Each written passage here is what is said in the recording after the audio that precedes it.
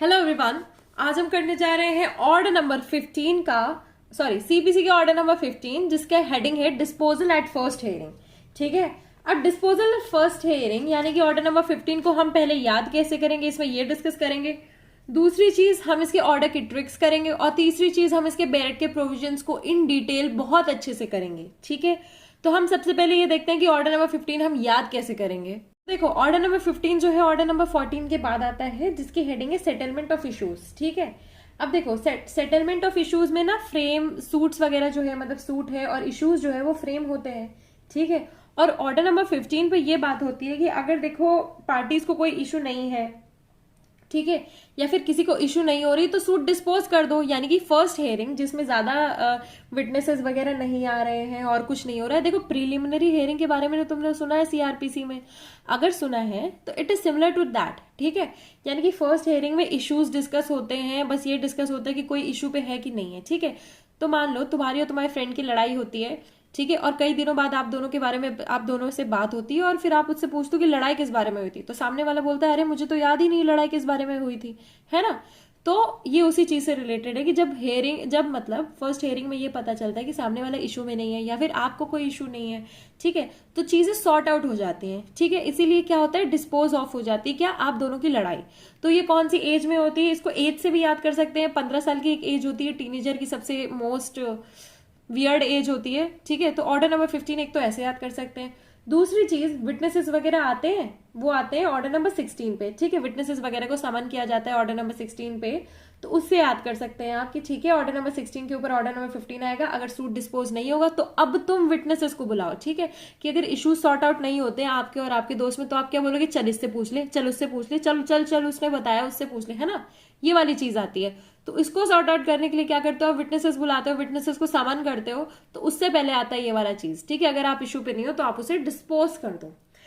ठीक है, हमने ये पता कर लिया कि ये ऑर्डर नंबर 15 हमें याद कैसे करना है। इसकी हेडिंग है डिस्पोजल एट फर्स्ट हेयरिंग। अब हम इसकी ट्रिक्स करते हैं। ठीक है, इसमें 4 रूल से ज्यादा रूल्स नहीं है, तो डिस्पोज को हमने एक कप से कर लिया है। ठीक है, एक कप में, सॉरी, वैसे तो एक तरह का ये डस्टबिन ही है। ठीक है, तो उससे हमने कर लिया। डस्टबिन में क्या होता है, डिस्पोज होता है, डिस्पोज योर वेस्ट। ठीक है, तो वही चीज है, डिस्पोज योर वेस्ट इसमें लिखा हुआ है। तो रूल नंबर 1 है पार्टीज नॉट एट इशू। पहला तो क्या है, सबसे बेसिक सी चीज है कि तुम दोनों में पार्टीज है, प्लेंटिव डिफेंडेंट, दोनों में इशू ही नहीं है तो डिस्पोज हो जाएगा। ठीक है, दूसरी चीज डिस्पोज होने की क्या होती है, one of several defendants not at issue. ठीक है, ये बहुत सारे डिफेंडेंट्स हैं, ये जो है ये इशू पे नहीं है, तो ठीक है, डिस्पोज ऑफ हो सकता है। नेक्स्ट इसके बाद रूल 3 आता है। रूल 3 बात करता है पार्टीज एट इशू। ठीक है, अब पार्टीज अगर एट इशू है तो क्या होगा। ठीक है, तो इसमें नो फर्दर आर्ग्यूमेंट्स, ये काफी सारी चीजें कि पार्टीज एट इशू होती हैं तो बहुत सारी चीजें हो सकती है ना। पार्टीज अगर इशू पे है तो क्या होगा। नेक्स्ट इसके बाद आता है फेलियर टू प्रोड्यूस एविडेंस। तो ये जो 1 और 2 है वो सिमिलर पैटर्न पे चल रहा है। इसमें कि पार्टीज इशू पे है और अगर एविडेंस नहीं आता है तो फिर क्या होगा, डिस्पोज ऑफ हो जाएगा कि नहीं होगा। ठीक है, तो अब हम चलते हैं इसके बेरेट के प्रोविजंस पे। सबसे पहले आता है rule number 1, parties not at issue. अब देखो, फर्स्ट हियरिंग पे पता चलता है कि parties are not at issue. ठीक है, कोई क्वेश्चन भी नहीं है उनके बीच में, कोई क्वेश्चन ऑफ लॉ या फिर क्वेश्चन ऑफ फैक्ट नहीं है, तो कोर्ट में एट वंस प्रोनाउंस जजमेंट। ठीक है, एक बार में कोर्ट क्या कर देंगे, जजमेंट प्रोनाउंस कर देंगे।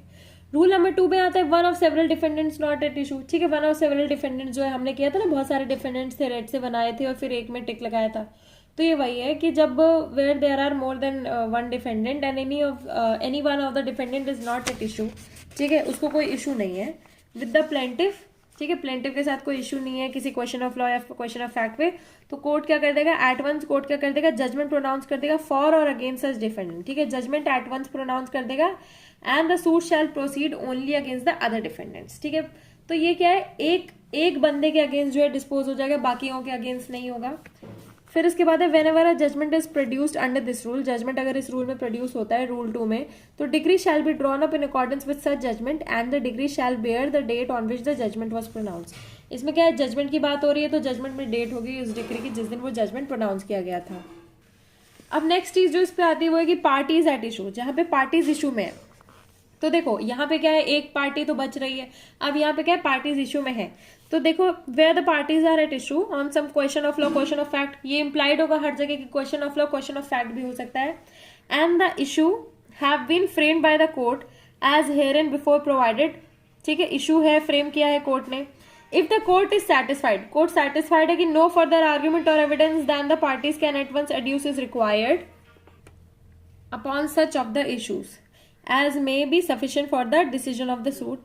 ठीक है, इसमें क्या है कि देखो पहले तो ये बात हो रही है कि पार्टीज जो है लॉ या फिर फैक्ट से रिलेटेड उनके बीच में इशू है, इशू फ्रेम कर दिया गया है कोर्ट ने। ठीक है, एंड और कोर्ट सेटिस्फाइड है कि कोई फर्दर आर्गुमेंट एविडेंस वगैरह जो है वो जरूरी नहीं है, part can at once adduce is required upon such of the issues as may be sufficient for the decision of the suit. अब कोई जो एविडेंस वगैरह नहीं आ सकता है and that no injustice will result, कोई इनजस्टिस भी नहीं रिजल्ट होगी with proceeding with the suit forfeit. तो कोर्ट क्या कर देगा, देखो अब कोर्ट को लगता है कि इशू है पर और कोई चीज नहीं जुड़ नहीं सकती, आ नहीं सकती, तो कोर्ट और इनजस्टिस भी नहीं हो सकती कोर्ट के कुछ करने से, तो कोर्ट क्या करेगा, may proceed to determine such issues and if the finding thereon is sufficient. उस इशू पे क्या कर देगा, प्रोसीड कर देगा, और फाइंडिंग अगर सफिशिएंट है किस चीज की, डिसीजन की, तो प्रोनाउंस कर देगा judgment accordingly whether the summons has been issued for the settlement of issues only और for the final disposal of the suit. देखो पार्टीज एट इशू है तो इसमें यह बताया कि अगर इशू है तो कोर्ट अपनी जानकारी के अनुसार उस इशू को डील करेगा। ठीक है, और फिर इसके बाद जजमेंट दे देगा। नेक्स्ट इसका प्रोविजो है कि where the summons has been issued, जहां पे समन्स इशू किए गए हैं, settlement of issues only the parties और the pleaders are present and none of them objects. ठीक है, ऑब्जेक्ट कोई नहीं करता है तो क्या हो जाएगा, सेटल हो जाएगा। नेक्स्ट इसके बाद है where the finding is not sufficient. ठीक है, अब देखो जहां पे ऊपर क्या फाइंडिंग की गई है, नीचे क्या फाइंडिंग सफिशिएंट नहीं है फॉर द डिसीजन, तो कोर्ट क्या कर देगा, shall postpone the further hearing of the suit and shall fix a day for the production of evidence वगैरह। अब देखो कोई भी आपके पास क्वेश्चन होता है, ठीक है, जरूरी नहीं कि हर क्वेश्चन में आपको एविडेंस वगैरह चाहिए, बहुत छोटी सी क्वेश्चंस होते हैं उनको डील किया जा सकता है, कोर्ट उनको डील कर लेता है। तो पार्टीज एट इशू होती हैं तो उनका जो क्वेश्चन होता है वो डील हो जाता है। नेक्स्ट आ रहा है फेलियर टू प्रोड्यूस एविडेंस।